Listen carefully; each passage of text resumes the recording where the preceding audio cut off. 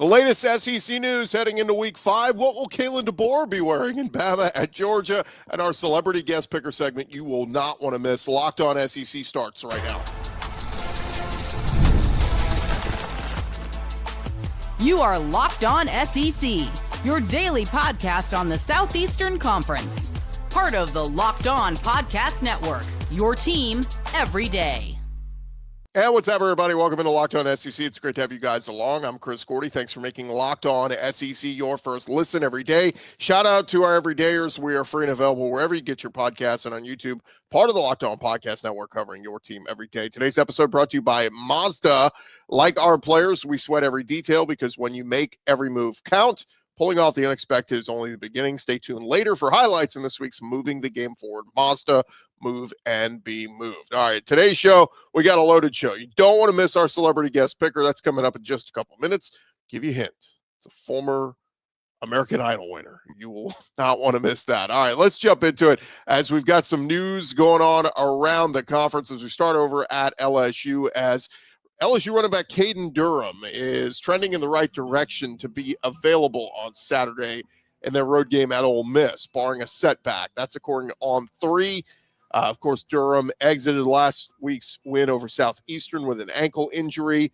They avoided the dreaded high ankle sprain. Brian Kelly telling the media yesterday afternoon, Caden Durham will be up to a game-time decision on whether he will play at Ole Miss. As for his quarterback, Garrett Nussmeier, Brian Kelly said his torso injury, he has made progress and has been consistent, and he is comfortable. He said, quote, "We want to play with some tempo." So big one, as all eyes will be also on Trinidad Chambliss, expected to be the starting quarterback for Ole Miss in this one. So going to be a fun one, LSU and Ole Miss on Saturday afternoon. Of course, the big one is going to be over in Athens on Saturday night. It will be Alabama at Georgia.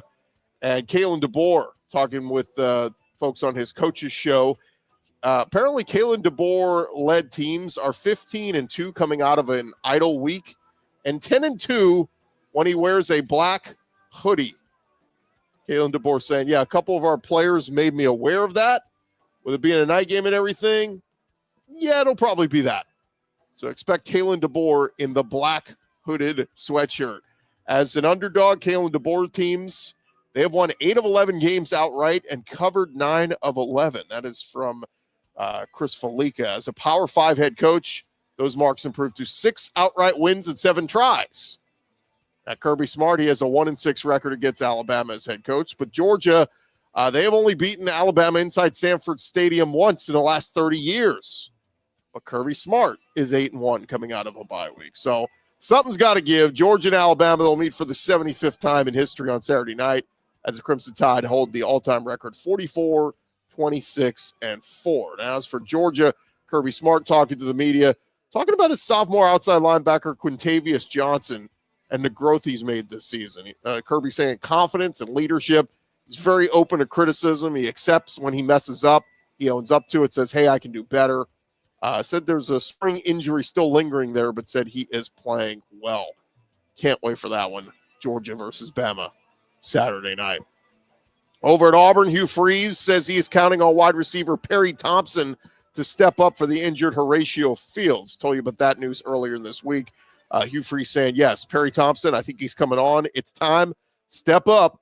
Next man up. Now, as for punt returner, Freeze said he'll plan to keep things the same despite Simmons making a mistake against Oklahoma last week. One other note on Auburn. It's been 5 days since we saw that flub by the refs in the Oklahoma-Auburn game. Well, Athletic Director John Cohen releasing a statement on Thursday. He's not letting it go.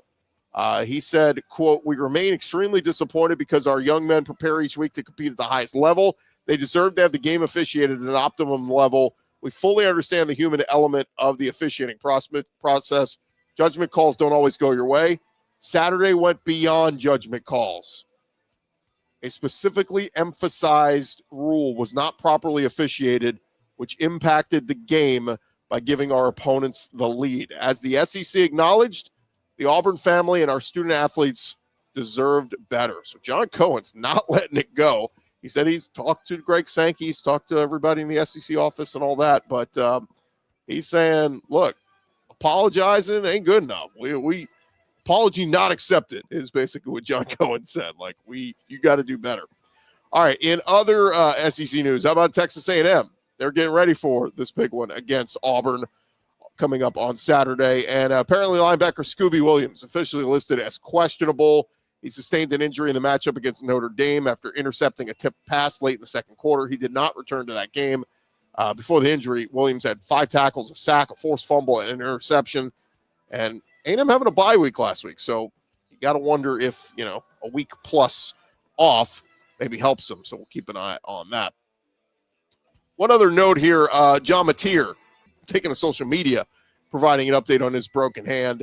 The Sooners announced Tuesday that Mateer would need surgery after suffering an injury in the win over Auburn. They did not announce a timeline for his return, saying he would be expected back, quote, sometime this season, and is expected to miss, quote, some game action. Mateer tweeting out, "Thank God for a successful procedure. Dr. Shin is the GOAT. Boomer Sooner." As for Oklahoma, they have a bye week this week, but they will turn to their backup quarterback, Michael Hawkins. Brent Venables, speaking with the media this week, expressed confidence in his young quarterback. Hawkins already has experience with the Sooners, so knows the expectation set for him. He played in 7 games for the Sooners during his freshman season last year. And one more note here. How about over at Florida?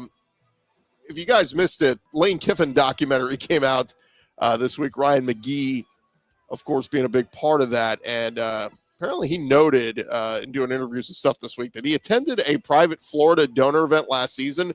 And the Florida boosters were at one point reportedly planning to hire Lane Kiffin by the end of October.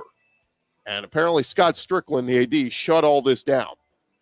Strickland reportedly stepped in, put a stop to that idea, insisted that Billy Napier would remain the coach. And I was reading social media. Florida fans are incensed by this. They're like, are you kidding me? We could have had Lane Kiffin in Florida. Instead, we stuck with Billy Napier, and this is where we are now. So, hey, it is what it is. Look, there's always stories like that all over college football, particularly in the SEC, on what could have been. So, what could have been, Lane Kiffin in Florida. Never say never. Could still maybe happen down the road. All right, thank you guys for making Locked On SEC your first listen every day. Coming up next, our celebrity guest picker. Really appreciate this guy for coming on with us. You do not want to miss it. More Locked On SEC coming your way here in just a second. Hey, this episode is brought to you by Mazda's Moving the Game Forward. For those who believe it's not just about playing the game, it's about redefining it. There are moments that do more than put points on the board. They move crowds, move culture, and keep moving the game forward. In this week's moment that moved the game forward, how about Arch Manning at Texas? Certainly moved the game forward this past week as he was 18 for 21 for 309 yards, 3 passing touchdowns to go with 2 rushing touchdowns as well. It was a 55-0 win over Sam Houston, but Arch starting to look like the more confident quarterback we thought he would be at the start of the season. When you follow what moves you, heck, the unexpected is only the beginning. And just like there's more to every highlight, there's more to a Mazda vehicle. Go check them out today, would you? Our friends over at Mazda. And as they always say, it is Mazda. Move and be moved. I just see a lot of points and a lot of pretty big offensive numbers in this game. Georgia will do so in a balanced attack where they will have some success on the ground and some success in the air, and Alabama's success will be almost exclusively in the air. If I'm an objective fan, at this point, in a close game, down the stretch, I'll take the better coach at home. Thanks. That's what I'm trying to say. And I know Kalen DeBoer beat Kirby Smart, hung on for dear life against Kirby Smart last year. I'm aware of that. I'll take the better coach at home in a 1-score game. It is a Friday here on the show, and it is time for our celebrity guest picker segment. And this guy, he is a Birmingham native, known for bringing energy and soul to the stage when he performs. He was the winner of American Idol Season 5, had a #1 Billboard single. He's performed all over the country, featured on a Grammy-winning record. He's been on Broadway, he's been an actor, had a Vegas residency, performed at the Grand Ole Opry, host of the TV show State Plate. He's the voice of the Paul Feinbaum Show theme song, and most importantly, recently released his first single in 14 years, Porch Swing, and he is an SEC football fan. He is the one, and only Taylor Hicks, and he joins us now. Taylor, how's that for an intro? Little blues harp, little country blues harp for you, babe. I love that, man. Thanks so much for jumping in with us, being our celebrity guest picker. I got to tell you, I was at the Florida LSU game a couple of weeks ago, and we're walking around to a bunch of tailgates, and I hear a song playing. I'm going, that song sounds familiar. It was the Paul Feinbaum theme song, Call Paul. Somebody's playing this. It's on their tailgate playlist. I'm just like, man, that's pretty cool. You were ingrained in SEC culture, my friend. Well, yeah. Well, it's funny. I've been obviously, a fan of SEC football, basketball, you name it, for since growing up in Bama. But I always like to tell people that the only night that Alabama and Auburn fans ever agreed on something was the night they were voting for me on American Idol. So I'm not giving up. I can't give up the ghost. I got records to sell.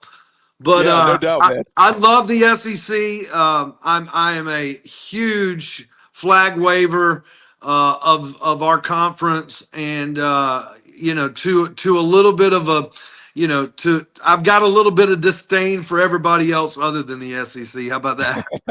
No, I love it, man. It fits perfect. It's crazy to think too that theme song on Paul Feinbaum, that debuted, I think, 8 years ago, and you even had to update it when Texas and Oklahoma joined. I just hope there's no more conference expansion anytime soon, Taylor, because you're going to have to keep rewriting this thing. I don't know if it's a good thing for the conference or if it's a good thing for ESPN to send me another check. I'll take some conference expansion maybe one more time, and I'll have to say no to after that. I don't know how many more teams we can put in.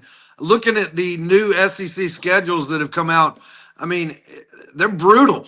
Yeah. It's funny because it's the self-cannibalization of the conference is a threat for us in the future, I think. Yeah, it's wild looking at some of those schedules and seeing 5 SEC road games in a season. Like some seasons you'll have 5 home games, 4 road games, but it's crazy how that thing's going to work out. And by the way, if the SEC does expand, let me let you know, if North Carolina, Virginia come, Tar Heels rhymes with Cavaliers. I think you can make that rhyme work. So, yeah, I've told this story on Paul's show and a few others that I wrote the Paul Feinbaum theme song. I got it all done up here in Nashville where I live. I got it all done, and I turned it into ESPN, and they called me back. They said, Taylor, we love the song, but you forgot South Carolina. So I had to go back into the studio and record the South Carolina part of the Paul Feinbaum show. But I like the kid. I was like, maybe South Carolina wasn't winning as many games back then, but right. They are now. So they're a little bit more relevant. Yeah, absolutely. We do want to remind our listeners, you do have some shows coming up around Tennessee and South Carolina. Folks can find those tour dates at TaylorHicks.com. But I saw you're doing a show Saturday night when Alabama and Georgia are playing. Work comes first for you, but how do you balance that as a fan? Because, man, you got some big games going on while you're entertaining. Well, if you could see these lights on these guitars back here behind me, I got to keep these guitars lit. So, I got to pay the bills, but yeah, I have been known to secretly stash an iPad at some of my Saturday night fall shows where I'm playing harmonica and then I've got something off to the stage and I'm checking a 3rd down and 6. I did that actually, believe it or not. It's funny when you get into show business, you kind of get nervous about what you say, but I think going into 23 years, I kind of, I'm a little bit more older and jaded, but I remember there was a game. It was an Alabama LSU game, probably 10 years ago, and I was doing a big casino show like up in the Northwest or something, and we were I think it was a night game, and we were on the bus and we were like, how do we. What's a way that we can actually see the game and play music and perform? And I'm probably going to get some crap for this, but we actually set up a mirror system where we took a full-length mirror and bounced it off of one of the TVs like in the sports bar or something, and that was obviously before iPads. You could get a really good signal. So with the band and I actually had a mirror that we were using. It was almost like the house of mirrors to be able to catch some of the game while we were performing. So I don't think I'm going to go to that extent Saturday night in West Tennessee, but I'm just I'm thrilled that we're able to be able to have access to all of these great, schools. And obviously for a fan's perspective, we really are, the SEC is really blessed and fortunate to be able to have all these games. Hopefully strength of schedule will be important to the playoff committee, and we'll see a lot of SEC action in the playoffs in the near future. Well, let's get down to it. We got you here to make some picks. So let's take a look at our guest standings. Jake Crane had an incredible week for us last week. He went 6-1. Ben Troop, Stingray, they're at 5-2. And my buddy Cam Vaughn from LSU, he is 4-3. So they need to start a pick service or something, man. I mean, I don't know if I could follow that up. That's pretty good stats. In fairness, here's the easy part, Taylor. We're picking 7 SEC games, no spreads. You're just picking winners. Okay. So okay. Just winners. Yeah, whoever you think is going to win the game. So if you're ready, we will dive into this, right, my friend. Money lines it is. More Taylor Hicks in just a second, but first, it is almost the weekend, guys. It is time to look back and crown this week's MVP on Who Delivered, powered by DoorDash. And just like you can win every Saturday with DoorDash Streaks, saving more every time you order, these players delivered when it mattered most. We're going with Vanderbilt quarterback Diego Pavia, delivered in a big way. Pavia threw for 245 yards, rushed for 86 yards, accounted for 2 touchdowns on the day as Vandy thrashed Georgia State 70-21. The most points scored by the Commodores since 1918, and Vanderbilt, they improved to 4-0 this past weekend. When the pressure was on, Pavia came through, no hesitation, no delay. And if you've been watching week after week, his performance, not a fluke. Diego Pavia, he is on a streak. And just like Pavia delivered for the Vandy Commodores, DoorDash delivers your Saturday. So DoorDash Streaks, you save every Saturday you order, stack it up all season, and you can save up to $250, including $100 in DoorDash credits. Order this Saturday, keep the streak alive, fuel your game day only with DoorDash. Terms apply, promo period through 11/18. And hey, also, I want to remind you guys, caffeine just got a flavor upgrade. 5-hour energy shots. They deliver tasty caffeine in 17 bold flavors. Each 2-ounce shot packs the caffeine of a premium 12-ounce cup of coffee, plus the B vitamins and nutrients that you need with 0 sugar and 0 crashes. What we love most about it is how portable it is. Big taste in a tiny shot. You can take it anywhere and get that boost when you need it. Whether you're on the golf course, whether you're out tailgating, whatever it is, you need that boost. Let 5-hour energy take care of you. You'll love how fast it kicks in, and you'll love that it is sugar-free. So don't worry about crashing later on. 5-hour energy has got you there. Enough with the boring, flavorless caffeine. It's time to give your caffeine a flavor upgrade with 5-hour energy shots. Get the favorites you love, or be bold and try something new in store and online at 5hourenergy.com or on Amazon today. 5-hour energy. All right, here we go. First one, and this one is kind of easy for you. It is 3-1 Utah State at number 18 Vanderbilt. As we know, Vanderbilt is rocking and rolling. Vanderbilt's the talk of the town up here in Nashville. They built a brand new wing on their stadium. I've got to go with Vanderbilt. I think Pavia's I think he's a really good quarterback, and I think that coach is if he's not on the hot list for a big school, I don't know. I just really like his mentality of coaching, and I think they're a force to be reckoned with this year. So I'm taking Vandy on that one. I'm sticking with you. Clark Lee, he is a Vandy alumnus, so, look, he's happy where he is if they keep paying him. What's interesting is that I haven't really seen him, on these short lists for coaches in some of these bigger schools. I think he's the hottest coach in the country. If I were Florida, I'd take a real look at possibly moving that guy if it happens in Florida. He's incredible. All right, next one. How about his number 2 Notre Dame at 2-2 Arkansas? Man, Arkansas, they've had a little bit of a slide here. They lose last second to Memphis last week. Notre Dame, they do have 2 losses already in a tough place to play in Fayetteville. Yeah, I've performed in Fayetteville a few times, and on a game night, got to walk that field and see that stadium. I don't think Notre Dame. I know Notre Dame is probably closer to an SEC school, but I like Arkansas at home against Notre Dame. I think I do too. It's man, and they're at home. If this were, anywhere else, it's a night game. Is it a night game? It's 11 a.m. Central, so it kind of throws it off a little. Well, either way, playing Fayetteville at 11 a.m. or 9 p.m., it's a tough place to play. I think Arkansas has some horses. Yeah, we'll certainly see on that one. How about the next one? 2-1 Kentucky at 2-2 South Carolina. It's a night game at home for South Carolina. Got to go with South Carolina. I think Lagway, if he's healthy, I feel like South Carolina's. I think they really bounced back, and I think they beat Kentucky at home. South Carolina at nights, it's impossible to win there. Yeah, Lenore Sellers. We know who you meant at quarterback. How about Lagway? Sorry, Lagway's in Florida. Lenore Sellers. All good. Number 15, Tennessee at 4-0 Mississippi State. The Bulldogs undefeated. I like Tennessee by 2 touchdowns. Ooh, I like it.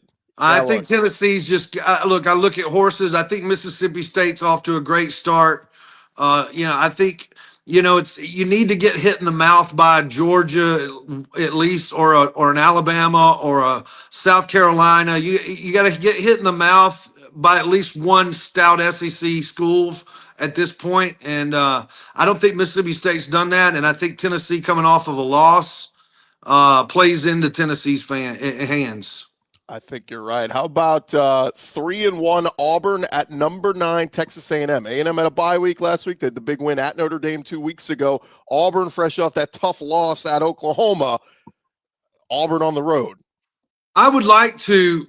I like Auburn with the points. Okay. I don't know if I like Auburn straight up, but if we're talking straight up, I'll go with the Tigers in this spot. I think Auburn's defense is.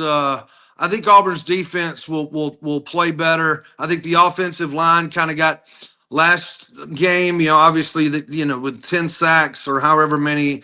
I think they've been put in the press and put in the ringer. I think Auburn shows up. I think they make it close and possibly win. I love it. Taylor Hicks taking the upset special. How about into the night or into the prime time? We have 2 big games, 2:30 Central. It is number 4 LSU heading to the Grove at number 13 Ole Miss. This is a tough one.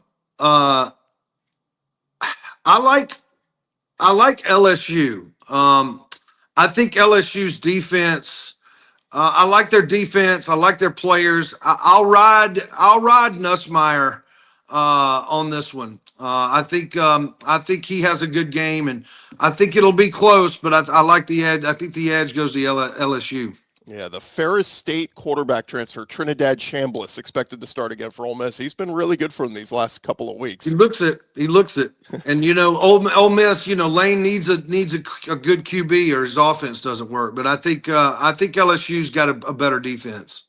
And the last one, Taylor, the moment of truth. It is number 17 Alabama. They had that tough loss week 1 to Florida State. They've looked awesome the last 2 weeks. They are on the road to Athens to play number 5 Georgia. Kirby is, he's got this, is Georgia snake bit by Alabama? I think that they have been. And I also think that Georgia can afford a mulligan here, even though it's at home. I don't think that Alabama can afford a mulligan at this point. They might be able to have one more. But I like Alabama here to win the game, and not by much, but I do feel like Alabama's offensive line is starting to gel. I think that defense is starting to gel, and I think all of the talking heads around the country, even though they counted Alabama out after the FSU game, I think we're starting to see some of the talent on both sides of the ball that Alabama has.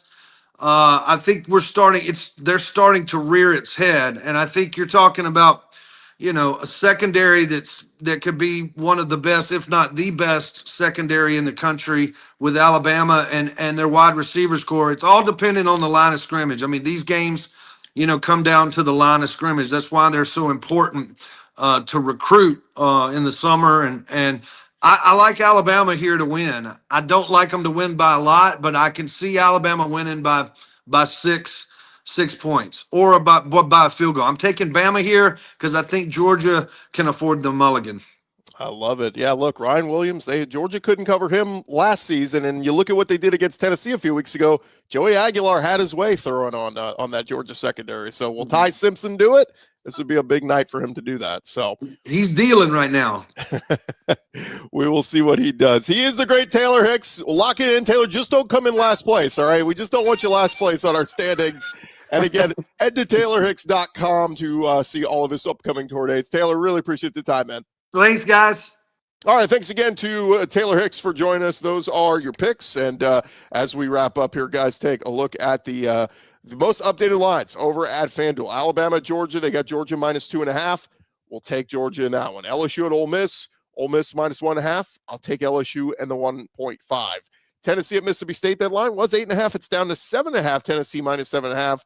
As much as I love Mississippi State to hang around, I think Tennessee pulls away. I think they cover that. Auburn at Texas A&M, A&M -6.5, or -6.5 at home. Man, if you're getting it down to 6.5, I might take Auburn plus the 6.5. I don't know. Keep an eye on that line. Notre Dame at Arkansas. Arkansas 4.5-point home underdog. They're catching 4.5. I'll take Arkansas plus the points at home. And then Kentucky at South Carolina. I like Lenore Sellers and the Gamecocks to get right at home under the lights at Williams-Brice. Give me South Carolina -5.5. And those are your betting lines heading into SEC Week 5. I'm Chris Gordy. Thanks for making Locked On SEC your first listen every day. Hey, a reminder, on Thursdays, you can catch college football kickoff every Thursday throughout the season only on Fire TV. Gary Patterson, Jesse Holley, and Drake Toll talking all the latest news in the college football world. The college football preview. Only Locked On can deliver college football kickoff every Thursday throughout the season on Fire TV. I'm Chris Gordy. This has been Locked On SEC. We'll talk to you guys tomorrow.